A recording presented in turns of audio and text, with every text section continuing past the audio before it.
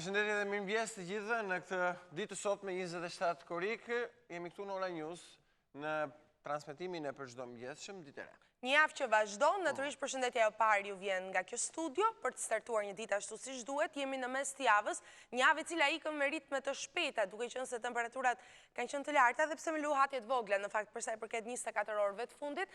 Megjithatë, ne jemi këtu në këtë transmetim për të shoqëruar, për t'u informuar dhe natyrisht për të pritur bisedat që na shoqërojnë deri në orën 9 me të ftuarit tanë. Mirë. Vim në studio.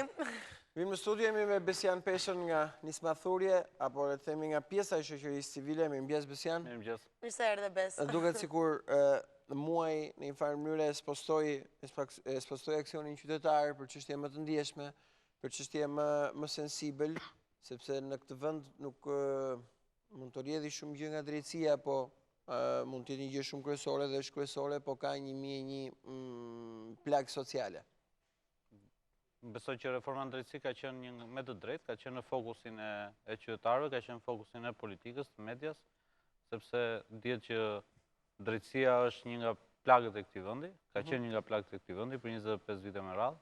Kemi me mira qytetarë që kanë vuajnë ende sot vendimet e pa drejta, të dhëna gjyqësori, si rrjedhoje korrupsionit, si rrjedhoje nepotizmit aty brenda, apo si rrjedhoje paaftësisë. Kështu që me të drejtë ajo reformë meritonte gjithë vëmendjen që mori, meriton që të ketë vëmendje maksimale edhe për proceset e tjera që janë në vijim, sepse ka ende shumë akte ligjore në ligjore të cilat duhet të miratohen, derisa të vijim në një kompletim saj dhe me shpresë dhe me besim se nuk do të jetë një fluckë radhës, siç ka prodhuar shpesh politika shqiptare, por do të arrijë që të realisht jap drejtësi për qytetarin, drejtësia aty të dyert e gjykatës, sepse në fund ditës kjo është çfarë qytetarët duan, që shkojnë gjykatët të marrin drejtësi. Ne keni qenë në një farë mënyrë sikur prisnit.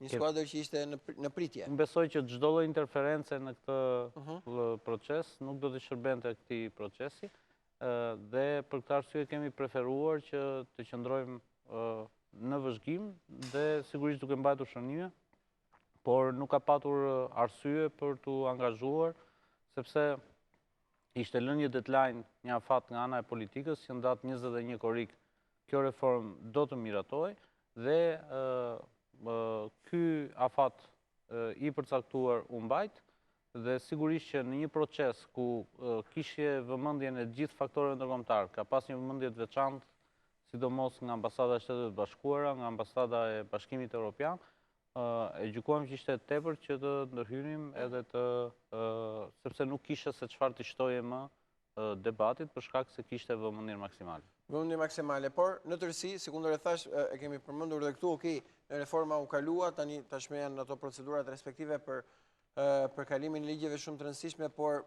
insistoj te fakti që ky problem shoqërohet me shumë problematika dhe të cilat e duan le të themi atë presingun qytetar. Por duket mua apo keni marrë një dietro? Absolutisht nuk ka një dietro fare. Përkundrazi, unë thash edhe një herë, për sa i përket çështjes së reformës në drejtësi, është një çështje e cila ka vëmendje maksimale. Shoqëria civile në përgjithësi ndërhyn atje ku vlerëson se nuk ka vëmendje maksimale, vendimarrja është duke u marrë në mënyrë pa drejtë ose në mënyrë jo transparente, dhe aktorët politikë apo faktorët e tjerë nuk janë sensibilizuar mjaftueshëm së bashku me opinionin publik. Ndërkohë që për rastin konkret, për sa i përket çështjes së reformës, kemi një sensibilizim maksimal, kemi një angazhim maksimal gjithë faktorëve politik, faktorëve ndërkombëtar, gjithë aktorëve të tjerë siç është media etj. Dhe për këtë arsye ndërhyrja ka qenë e kotë. Ndërkohë që fokusi për shembull këto ditë është tek koncesioni i rrugës së Kombit. Pikërisht, e kanë përcjellë edhe gazetat dhe ju e keni trajtuar edhe në... Të cilin e kemi trajtuar dhe besoj që do të trajtojmë dhe në vijshmëri. Dje jemi konsultuar për ta ndjekur këtë çështje edhe ndoshta në rrugë ligjore, por pse jo edhe me protestat, të cilat mund të vijojnë në muajin shtator.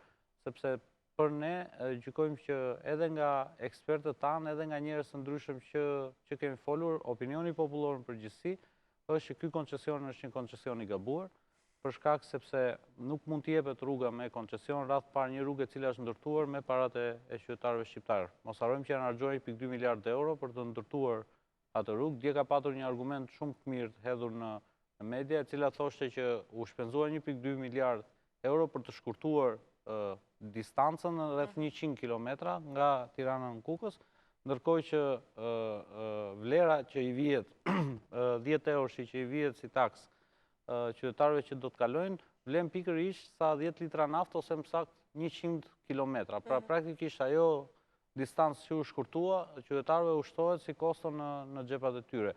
Nga krau tjetër, është absurde që të kemi një rrugë me pagesë, ndërkohë që nuk kemi siguruar një rrugë tjetër pa pagesë që kanë gjitha vendet e tjera, në gjitha vendet ku rrugët jepen me koncesion, ka rrugë alternative dhe kjo ka të bëjë me të drejtën e qytetarëve që është një drejtë kushtetuese për të lëvizur lirshëm.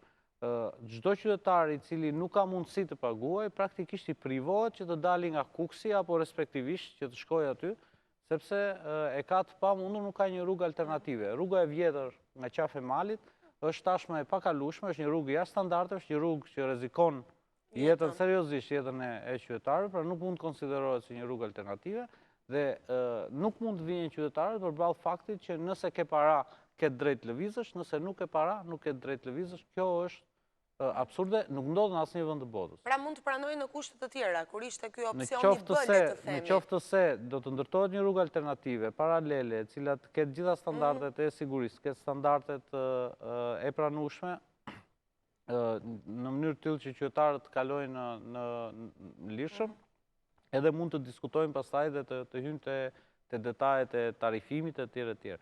Po për sa kohë që kjo nuk ndodh, është absurde dhe mendimi tim është antikushtetuese që ky koncesion të jepet, sepse u privon drejtën e qytetarëve për të lëvizur lirshëm. Ka një lloj, të paktën nga titujt e gazetave Besian diku bëj fjalë për çmimin 10 euro, po ka një lloj çmimi është në tavan, shkojnë në gjitha gazetat, duke u referuar një qëndrimi më të fundit të Ministrisë së Transporteve që çonte diku te 5 euro edhe taksën. Çmimi është 5 euro një kalim, pra vati ardhi është 10 euro. Vati ardhi është 10 euro, dje nuk ndalin, nuk lëvizin nga. Dje është deklaruar, pra do të jetë 7.000 lek një kalim, 14.000 lek vati ardhja. Është deklaruar dje nga Ministria e Transportit dhe kanë bërë të qartë që kjo do të jetë tarifa. Një tarifë e cila përsëri është shumë e shtrenjtë, ata kanë bërë një kalkulim me rajonin, por edhe ky kalkulim nuk qëndron për shkak sepse është absurde, nëse shohim se si ne paguajmë për rrugët, do të kuptojmë që nëse sot paguajmë 2 herë, me vendosjen e këtyre taksave do të paguajmë 3 herë. Pra kush lëviz në atë rrugë, paguaj 3 herë taks qarkullimit, 3 herë taks për të njëjtën gjë. Një herë paguan sa herë që mbush naftën dhe një nga argumentet kryesore kur ne kemi luftuar me zotin Rama për sa i përket çmimit të naftës, argumenti i tij kryesor ka qenë që çmimi i joni naftës është i shtrenjtë për shkak se ne nuk paguajmë taks për rrugët.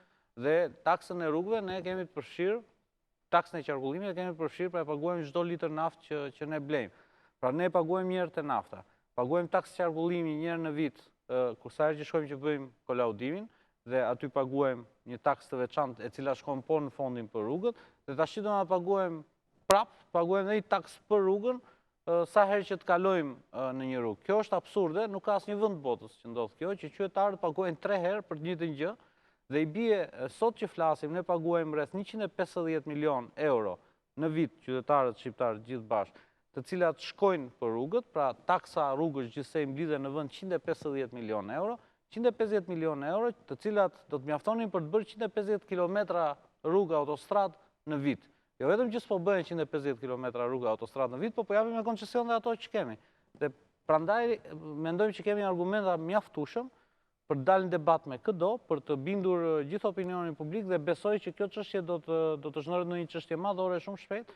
Sigurisht sapo edhe qytetarët të kenë pak më shumë vëmendje tek çështjet aktuale, sepse edhe momenti që zgjidhet gjithmonë për të miratuar këtë lloj çështjesh është një moment i lacak, sepse njerëzit janë në plazh ose fizikisht ose janë këtu fizikisht por kanë mendjen në plazh. Moment i lacak. Dhe në një lloj moment i cili gjithmonë është postimi i mendjes se ju e thatë, nuk e ka mendje njeri kush hikën, kush vjen, kush ngarkohet me valigje, kush pushoi ca ditë, paktën ndërkohë gjërat ndodhin. Të vërë trurin në stand-by, nëse është kaq e thjeshtë ta vësh në stand-by. Por në aspektin e pushimeve, duket sikur nuk kanë dalë akoma ato shqetësimet e para. Paktën gjithmonë që kanë pushuesit Besian. Po, një nga shqetësimet kryesore, paktën me shumë persona që kemi biseduar në zonën e jugut të Shqipërisë, për shembull, është që kësaj radhe fluksi i turistëve është shumë herë më i ulët, se sa ka qenë në të njëjtën periudhë një vit më parë. Dhe ende nuk dihen shkaqet sepse ky është ky lloj fluksi. Sigurisht që mund të amendësojmë që shkaku që Vlora është kthyer përmbys dhe gjitha rrugët janë të shkatruara, shëtitoria nuk ka mbaruar, plazhi aty po ashtu është me një rërë të sajuar dhe ka patur shumë probleme, ndoshta mund të jetë një nga faktorët që ka penguar njerëzit që të shkojnë aty. Por të njëjtën fat vuan edhe Sarandat, të njëjtën fat vuan edhe për shembull Himara, Jali etj. Pra pjesa e jugut ka një problem. Të njëjtën gjë shqetësim kanë shprehur edhe bizneset që janë në Durrës apo në Velipoj, të cilët përjashto fundjavat kur ka një dyndje edhe nga Kosova, nuk është se kanë një rritje, përkundrazi kanë një përkeqësim biznesit tyre dhe njerëzit po shqetësohen për këtë, sigurisht që argumenti kryesor mund të jetë kriza ekonomike, vendi është duke kaluar një krizë ekonomike, vendi është duke kaluar një krizë e cila po jep efektet e veta edhe tek bizneset.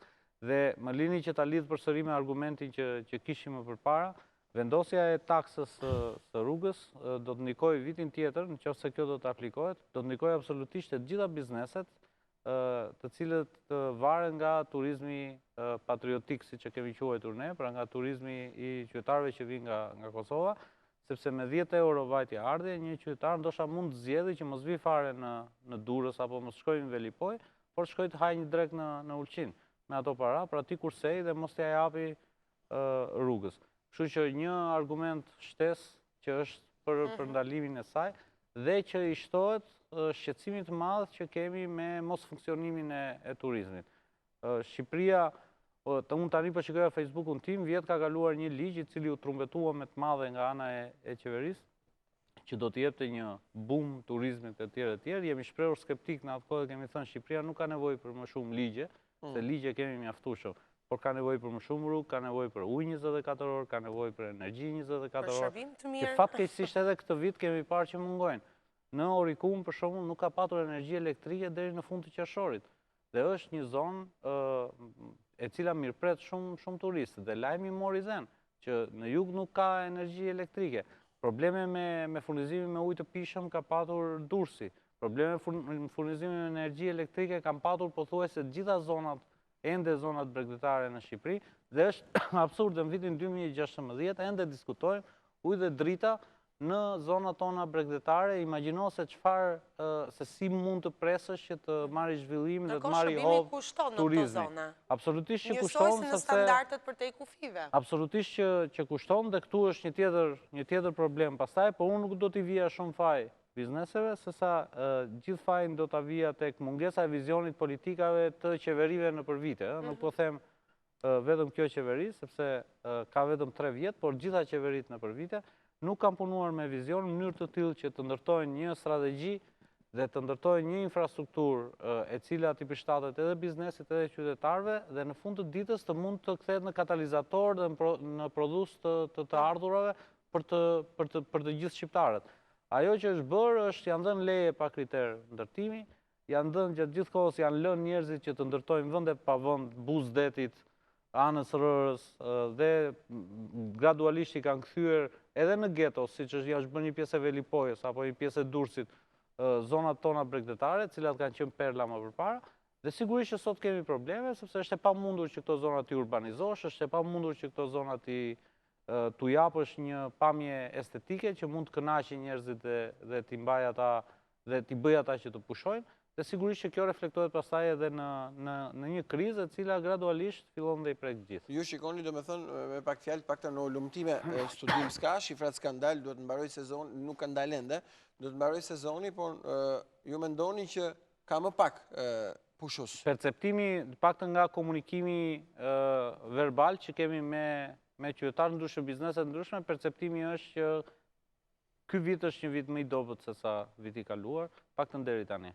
Po, më i dobët i bie ku të kenë shkuar, vetëm të kenë shkuar gjithë në Greqi, se Në Turqi mund të ketë zënë pak ankthi dhe janë stepur pak.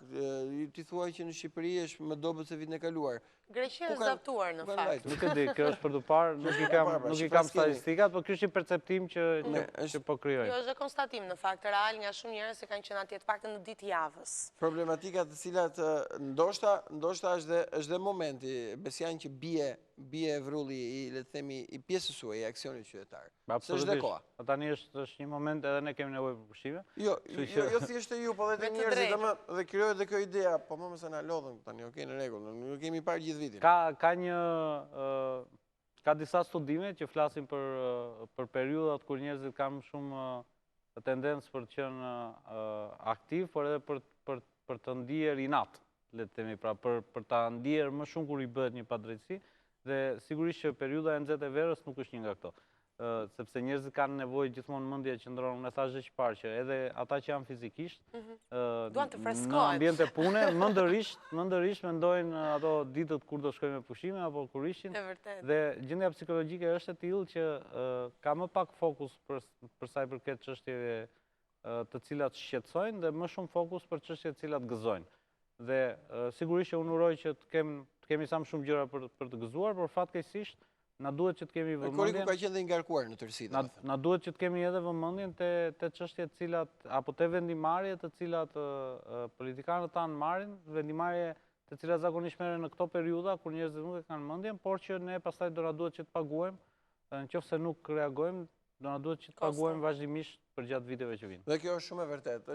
Është një periudhë ku se ka mendjen askush, dhe në këtë periudhë shpërtëzohet kalim, ujku mjegull do. Ujku do mjegull, bëhet një vendim qarkullues, e tjera dhe kalon gjithçka mirë. Besian, faleminderit. Shumë faleminderit. Edhe pushime të mbara. Faleminderit. Ka nevojë të pushoj dhe pjesa. Po vjen ngushtë, kështu që me të drejtë.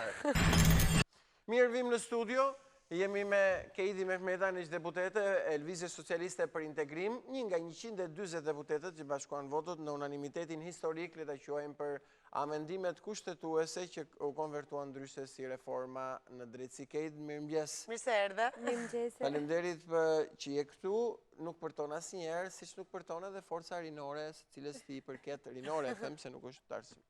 Ju jeni ngjitur më lart. Megjithatë, ajo që dua të them është fakti që mbriti një konsensus dhe ky konsensus për hir të vërtetës ka një bosh kryesor që një kontribut të pranuar nga të dyja palët që ishte edhe kryetari i kuvendit apo kryetari i partisë suaj. Jo se jeti këtu, por kjo është një e vërtetë.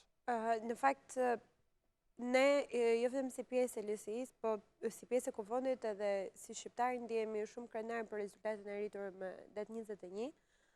Kur ajo reformë që është shumë e rëndësishme për Shqipërinë dhe për shqiptarët në radhë parë dhe më pas për proceset tona integruese në Bashkimin Evropian për zhvillimin e vendit të kështu me radhë, u arrit që të kalonte me një konsensus të gjitha palëve dhe madje jo thjesht me konsensus, por me 140 vota pro. Pra të gjithë anëtarët e parlamentit, pavarësisht bindjeve të tyre përkatësive apo asaj çka përfaqësojnë, votuan pro kësaj reforme dhe ashtu siç edhe u tha shpesh nëpër media gjatë kësaj kohe, ishte një konsensus realisht patriotik dhe realisht në të mirë të vendit.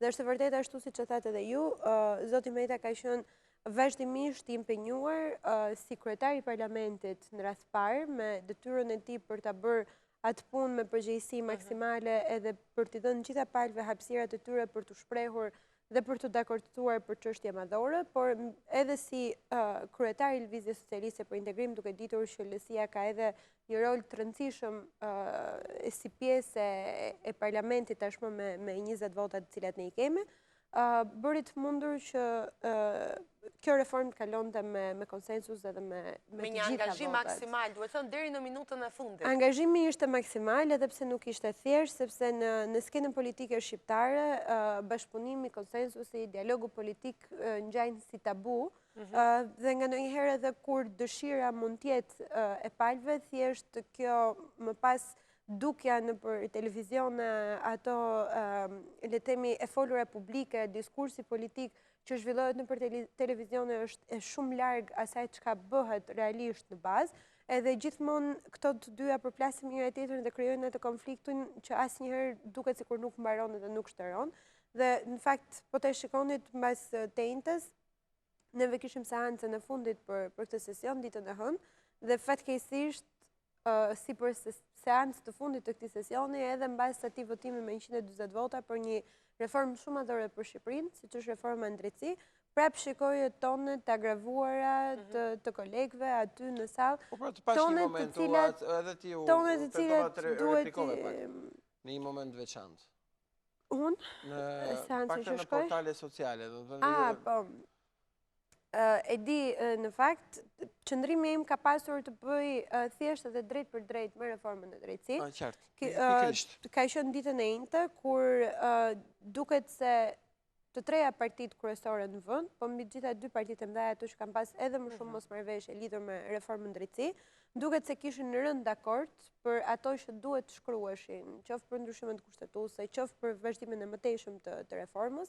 Pra ishte arritur një dakordsi nga 3 negociatorët, përcaktuara nga 3 liderët që kanë mandatimin e si thua partive për ta bërë këtë punë. Dhe pastaj për arsye tekanjoze dhe të vogla të paktën në gjykimin tim, ky konsensus prishet. Pra jo sepse mungon dëshira, jo sepse mungon vullneti, por sepse njerëz të caktuar për arsye të caktuara që në këndvështrimin tim dhe në optikën time nuk ishin të justifikueshme, ndikojnë që ajo dakordësit të mos zbatohet. Dhe e ndjeva shumë e vënd që në ato momente të bëja dhe unë një reagim, për 2 arsye, e pare sepse unë jam më e reja në atë kuvend, dhe shpesh këto kohë edhe pak të vështira kam bërë dhe shaka, sepse kam thënë mbase kjo reforma në drejtësi duhet të jetë se ajo drita jeshile për shumë të rinj për qenë pjesë e politikës, sepse realisht ne drejt për drejti nga ana personale, si thuash, nuk na lidh asnjë gjë dhe e vetmja gjë që kërkojmë dhe synojmë është që vendi jon të bëhet më i mirë, të zhvillohet më shumë, të jetë më i drejtë, ketë më shumë hapësira dhe më shumë shanse dhe më shumë mundësi, prandaj kërkojmë një drejtësi më të mirë. Janë interesat të drejta duhet. Nuk kemi konflikt me këtë çështje, si thua, dhe mbase kjo do ishte edhe një motiv më shumë për trinj për të përfshirë në politikë, për të angazhuar me politikën, sepse interesat e tyre janë shumë larg atyre, po them, negativeve që ndodhin aktualisht në Shqipëri. Dhe si e tillë më takonte më shumë se kushdo aty që kërkonte atë reformën apo nuk e kërkonte reformën, që fliste apo nuk fliste për reformën, që trumpetonte apo jo reformën, apo shpikjet e mëdha që po bëheshin, kur realisht ishte një proces sipas rekomandimeve të Venecias, për cilat duhet ishim të akordsuar shumë kohë më parë, dhe e ndjeva se duhet ta thoja edhe unë një fjalë timen, dhe të thoja që ne nuk duhet mbahemi mend në këtë kuvend as për dekriminalizimin, as për gjuhën e konfliktit, as për orët e vona, pa diskutuar asnjë sekond për rendit e ditës, po për çështje të vogla ndërmjet njëri tjetrit, por duhet mbahemi mend pikërisht për këtë gjë që ky kuvend në këto 4 vite e bëri diçka realisht mirë për shqiptarët. Dhe unë dua të jem pjesë e gjithë kësaj. Dhe e dyta ishte sepse nuk u ndjeva mirë që mbas një përpjekje aq të madhe, qoftë vetë zotit Meta si kryetari i kuvendit në këtë rast, por edhe e të gjitha palëve tjera, unë thash në Shqipëri të bësh dialog politik, të përpiqesh gjesh konsensus, nuk shihesh mirë nga gjitha palët, sepse ne kemi krijuar kulturën e konfliktit në politikë.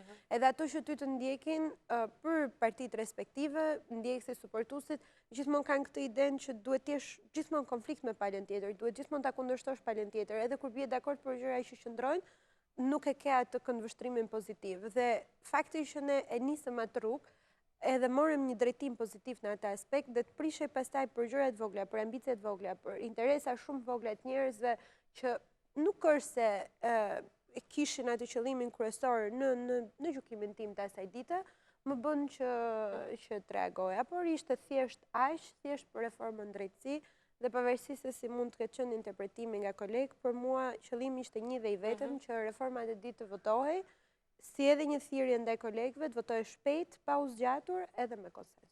Edhe me konsensus dhe në një farë mënyrë konsensusi që ishte edhe një lloj interesi kryesor i kahershëm, i muajve të mëparshëm i zotit Meta dhe që u arrit dhe që shkoi deri në seancën e fundit që nëse kalon pa konsensus unë nuk do të jem më kryetare, po hoj edhe dje për zërin e Amerikës, por 140 vota ishin një domethënie shumë e madhe që të paktën përveç marrëveshjeve të ndryshme ratifikimit nuk kishte ndodhur në parlament. Unë nuk e mbaj mend këtë kaq kohë sa unë kam në parlament, jo, përveç marrëveshjeve edhe detyrimeve si thua që ne kemi me aleatët tanë, siç mund të jetë NATO, Bashkimi Evropian e kështu me radhë, nuk e di ndoshta po t'i kthehemi historisë mund të ketë pas një situatë ngjashme, por nuk e besoj.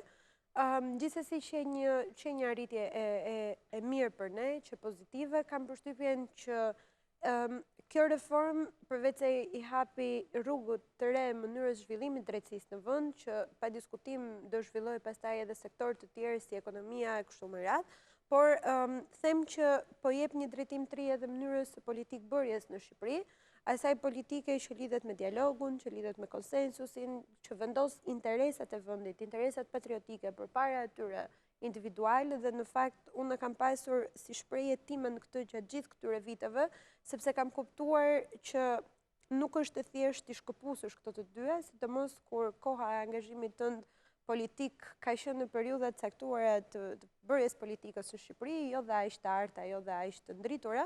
Kështu që ka ardhur momenti tani të ndajmë këto dy gjëra dhe të kuptojmë që roli ynë është një dhe i vetëm, ne jemi ligjbërës, dhe si të tillë duhet të mendojmë vetëm për shqiptarët edhe vetëm për atë që do të bëjmë mirë atyre.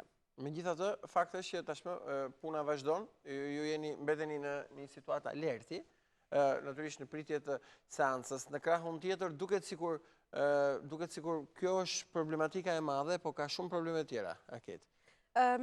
U spostua vëmendja, po ka shumë probleme ky vend që në një farë mënyre nuk harrohen, jo.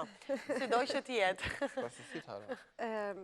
Shiko, është e vërtet që në përditshmërinë tonë, të jemi realist, në përditshmërinë tonë ka plot gjëra që nuk shkojnë mirë, plot gjëra që mund bëhen më mirë, dhe kuptohet që shteti në vetvete ka rol të rëndësishëm në gjithë këtë.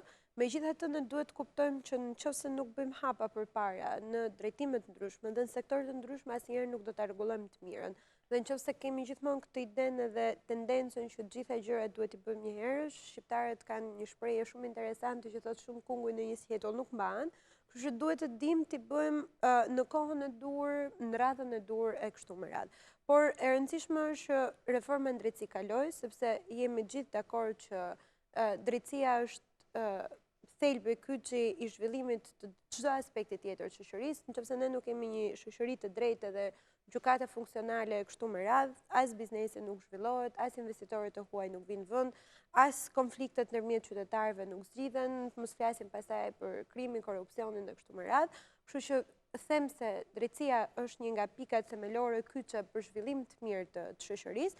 Pastaj kuptohet që ekonomia është shumë e rëndësishme për qytetarët shqiptarë, ajo që sjell në tavolinën e bukës, kur vjen në shtëpi, në familjen tënde, është më e rëndësishmja, pastaj vjen arsimi dhe edukimi, që për mua është çelësi i suksesit të së ardhmes, është investimi më i mirë që ne mund të bëjmë për 30, 40 apo 50 vite në vazhdim, por që e rëndësishme është që në optikën tonë dhe në këndvështrimin tonë dhe në punën tonë përditshme, të gjitha këto probleme janë pjesë e rendititës. Pavarësisht se herë merr zë më shumë njëra dhe herë merr më shumë tjetra, pavarësisht se ajo që përbën interes për median është ajo pika që krijon më shumë konflikt ndërmjet palëve, më besoni që në përditshmërinë tonë puna është të fokusuar të gjitha ato probleme që kanë shqiptarët. Dhe në çdo moment ajo që le të thuash është fakt, qoftë edhe ditët më të nxehta të reformës apo daljet më të fundit të kryetarit të kuvendit para miratimit, që në fakt prodhuan një lloj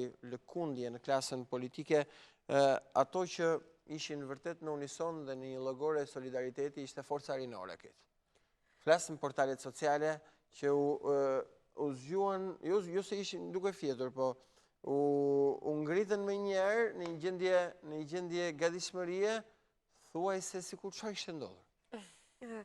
Në fakt lëreja është gjithmonë në gjendje gatishmërie, kam përshtypjen që ti Gerti duhet ta dish shumë mirë këtë. More më u tërbua telefoni në kuptimin e përfshirjes në rrjetet sociale të solidarizimit, të qenies afër.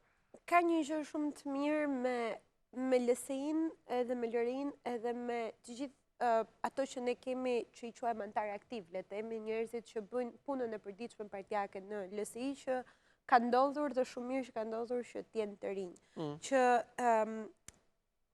angazhimi tyre tek ne nuk ka të bëjë vetëm me aktivitetet që ne zhvillojmë, ato gjërat që për ta mund të konsiderohen qef, le të themi, nuk ka të bëjë as vetëm me ato interesat e ngushta drejt për drejt që mund të kenë të rinjt, jo arsimi, jo shkolla, mësuesit e kështu me radhë, që për to janë çështje shumë prekshme, por ata kanë vërtet dëshirën dhe ambicien për ta ndryshuar Shqipërinë.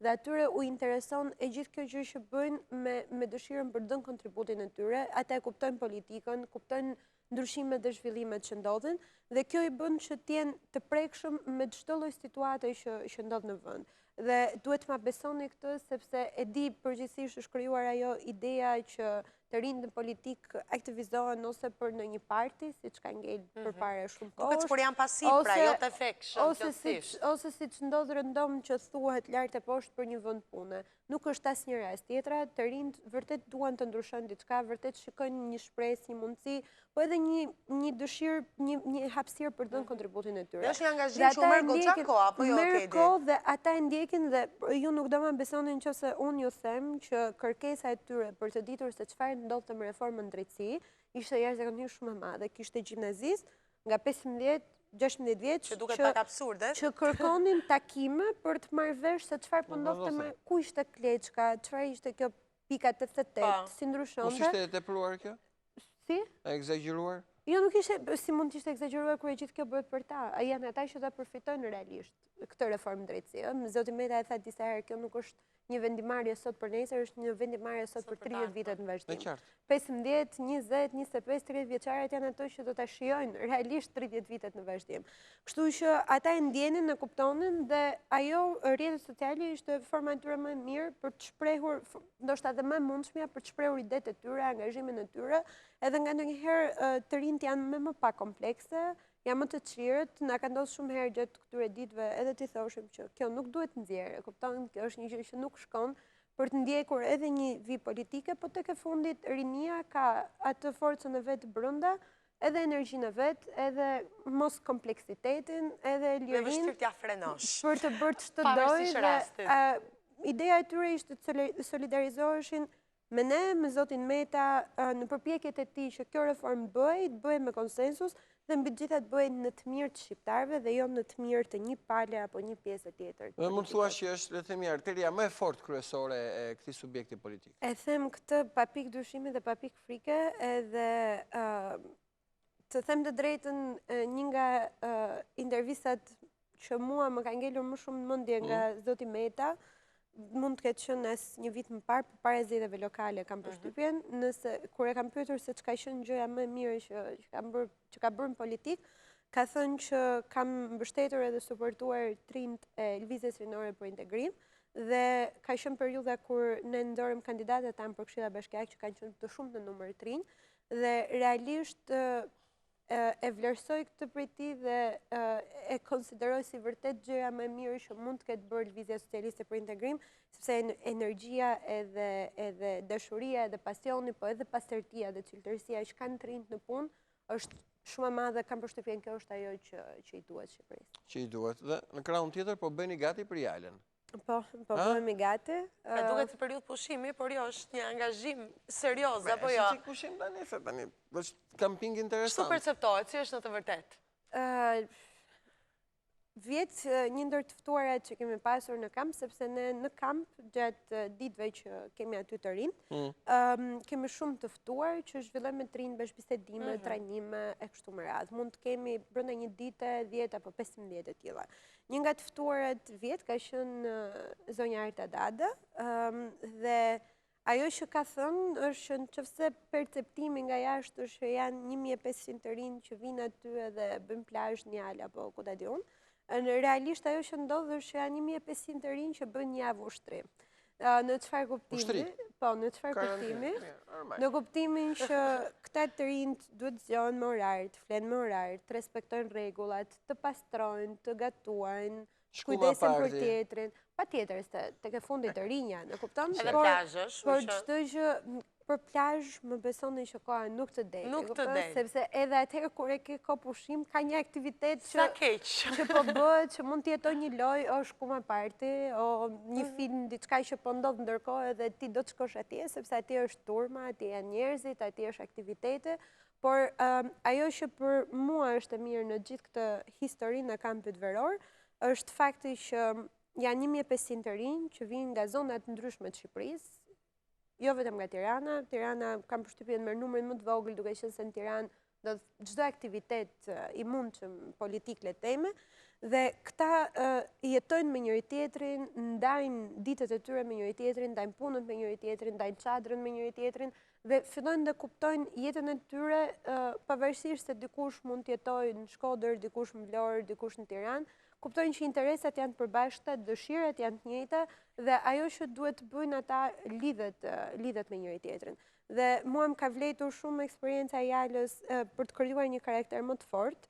Më besoni që përpara se të shkoja unë nuk e kisha tentuar asnjëherë të laja rroba. Edhe ajo ka qenë hera parë që unë e bëja. Pra të përballë dhe me veten në një farë mënyrë. Të përballë me shumë sfida, me shumë situata, të flesh në çadër, të jesh gjithë natën pa gjumë sepse ke pas një insekt aty për jashtë që s'ka lënë rehat, dhe nesër mëngjes duhet të jesh aq i kthjellët sa të bësh një pyetje për një ambasador caktuar sepse ke atë dëshirën që unë jam këtu, unë po kontriboj, unë kuptoj nga kjo gjë që ndodh, dhe pastaj të shkosh të qërosh qepa apo patate, edhe të kthehesh pra për të bërë lojën politike. Pra janë shumë gjëra që ndodhin në një ditë, përballi me sfidat, përballi me karakteret ndryshme, dhe ti kupton që mundesh ja del edhe ke gjëra për të bërë dhe për të dhënë. Mirë, Kate, faleminderit. Faleminderit. Edhe ditën mbarë. Faleminderit, ju mbeteni gjithmonë në pritje, ju dhe kolegët, natyrisht paktën nga zhvillimet politike, se çfarë do të ndodh nëse ka apo jo seancë qoftë edhe nesër, paktën kështu amenconin mediat pas një le të themi insistimi sërish ndërkombëtarëve për të kërkuar që të mbyllin gjithçka para korrikut, kryesisht për pjesën e vettingut, edhe pse mund të ketë ndonjë aspekt kushtetues, për sa kohë nuk ka kaluar ende afati i hyrjes në fuqi të këtyre amendimeve. Mirë, ne do ta mbyllim këtu, do të ju lëmë shoqërinë, e mbyllim me pak sport me kronikën e takimit Partizani Red Bull Salzburg në Champions League, kronikë e cila i referoi dhe humbjes Partizani ndoshta e pa fat, por ky është futbolli. Pas kronikës do t'ju lëmë shoqërinë e Departamentit të Informacionit. Takojmë bashkë nesër. Mirupafshim. Mirupafshim. Partizani pëson dhe umbet në shtëpinë e tij, çka ndërlikon shumë takimin e dytë dhe shansin për një përmbysje. Anglezi shpejton të jap një penallti ekzistente për miqt dhe refuzon një rast dyshimi për Partizanin pak më parë, sidoqoftë loja kaloi në disa etapa. Ndeshja në fraksionin e parë është në ekuilibër. Në minutën e 7 pas një gabimi të mbrojtjes austriake, harkimi në zonë kontrollohet nga portieri mik. Partizani në këto minuta të para i ka lëshuar kontrollin e lojës Salzburgut, ndërsa pret në gjysmë fushën e tij gabimin e kundërshtarit për të goditur në kundërsulm. Në të 13-ën, Ibrahimi u mbet topin në një pozicion të rrezikshëm, por fatmirësisht Bernardo nuk arrin të arkojë siç duhet në zonë. Moment fatal, Partizani mund kishte ndëshkuar. 4 minuta më vonë ka rast për Moviol, fili rëzohet në zonë pas një dueli me Hinteregger, por gjyqtari bën shenjë që loja të vazhdoi. Luhet minuta 22 dhe regjistrohet një tentativë e parë në port. Provon Bernardo, por gjuajtja mes fushorit të Salzburg nga jashtë zonës është shumë lart mbi tranvers. Më pas, në dy goditje dënimi respektive në minutën 24 dhe 25, Partizani dhe Salzburg nuk finalizojnë aty ku duan. Tashmë, nga minuta 26 në vijim komandën fushë ka marrë skuadra mike. Partizani është mbyllur plotësisht në gjysmë fushën e tij, ndërsa Salzburgu bëhet gjithnjëherë rrezikshëm, pa çka se Hoxha nuk është vënë ende në një provë serioze. Minuta e 36 shënon edhe një rast të art për skuadrën e Partizanit. Ekuban shfaqet i vetëm përpara portierit kundërshtar, por nuk arrin të kalojë gardianin e austriakëve, duke shpërdoruar një shans të shkëlqyer. Moment me shumë shans për avantazh, por sërish 0-0. Skuadra e Sormanit rimer kontrollin dhe tenton të avancojë për të goditur në ekstremin e pjesës së parë, pasi ndryrje ndaj trashit vjen edhe e verdha për austriakun. Pagola mbyllet edhe takimi i 45 minutave të para me Salzburgun. Fraksioni i dytë nis përsëri me ritmin e Partizanit. Ka një lëvizje taktike ndryshe. Kuban është i pozicionuar si qendër sulmues me filin që është vendosur djathtas. Megjithatë, frik për portën e Partizanit në të 49-ën, kur Valon Berisha provon të djathën e tij nga jashtë zone, por topi përfundon pak mbi tranvers. Një minutë më vonë në të 50-ën, Torasa fiton goditje dënimi në pozicion ballor, i ndalur nga Bernardo që ndëshkohet me të verdh. Gjuan Trashi pret portieri Valke. Ka një moment për penallti për Partizanin, por bilbili anglez nuk e gjykon kështu. Tifozët protestojnë, është minuta e 52, Kuban hyn në zonë dhe përplaset me një mbrojtës së Salzburgut për gjyqtarin Oliver, nuk është 11 metrësh, por është rast që sërish përbën objekt Moviole. Por, një minutë më vonë do të vijë edhe superioriteti numerik në fushë për skuadrën e Partizanit, pasi Salzburg do të mbetet me 10 futbollistë. Samasek merr kartonin e dytë verdh brenda 3 minutave dhe kështu lë skuadrën skuadrën e tij me 10 vet, shans për të tentuar avantazhin në pjesën e lojës që ka mbetur. Partizani në sulm tenton dhe guxon më shumë. Sormani bën lëvizjen e parë jashtë fili në fush Batha, e ndërkaq edhe austriakët ndrojnë. Në të 60-ën janë 2 goditje nga këndi i radhës për Partizanin, dyta përfundon me gjuajtjen e gabuar të Ramadanit jashtë zone. Tashmë taktikisht Partizani luan me vilën të spostuar në krahun e djathtë mes fushës, duke sulmuar vazhdimisht hapësirat në një krah ku austriakët duken në vështirësi. Minutat vijojnë në një kohë që edhe për efekt forcash në fushë është Partizani që arrin të kontrollojë situatën dhe të orientoj fushën teksa shikohet që Salzburgu tashmë kërkon të mos pësoj. Por ky është futbolli. Në momentin më të mirë të skuadrës skuqe vjen edhe ndëshkimi. Ka penalti për Salzburgun. Minuta e 69, Ibrahimi shkakton 11 metrash më së të evitueshëm. Berisha depërton në krahun e majt dhe në hyrje të zonës rrëzohet nga mbrojtësit kuqve dhe arbitri bën me shenjë nga pika e bardhë. Soriano arrin të poshtë Hoxhën me një gjuajtje të saktë nga pika e bardhë dhe 0-1. Shënon në minutën e 70, ka duhet paguhet nga kjo skuadër. Nuk e ka pritur. Por nuk do të mjaftoj vetëm e kaq pasi ka të kuqe edhe për Partizanin. Në minutën e 71 ka një ndryrje shumë të gabuar të Kalarit me këmbë të mbledhura dhe kartoni kuq direkt. E kështu forcat në fush baraspeshohen në 10-10. Edhe futbollisti i Salzburgut dëmtuar nga kjo ndryrje deri jashtë. Minuta e 77, aksioni rrezikshëm i Partizanit, e Kuban rrotullohet në zonë dhe gjuan, por gardiani austriak grushton në pozicion. Kundër përgjigje e Salzburgut përsëri me Lazaron, i cili gjuan hyrje zonës, topi kalon më tej. Pas pësimit të golit, Partizani gjendet në llapit teksa Salzburgu kërkon golin e kualifikimit, e ndërkaq në pankinën e kuqe, trajneri Sormani hedh në fush edhe bardhin për Torasën. Në të 87-ën e ndeshjes Salzburg kërkon vetëm të mbrojë këtë rezultat. Janë austriakët tani ata që çojnë topin sa më larg zonës së tyre. 4 minutat shtesë nuk sjellin asgjë. Përfundimisht Partizani 0, Red Bull Salzburg 1. Ndeshkon një penalti, një rezultat që rëndon, por asgjë nuk është mbyllur edhe pse shpresat janë fare të pakta. Sidoqoftë, kujtesa e Ferencvaroshit nuk është e largët.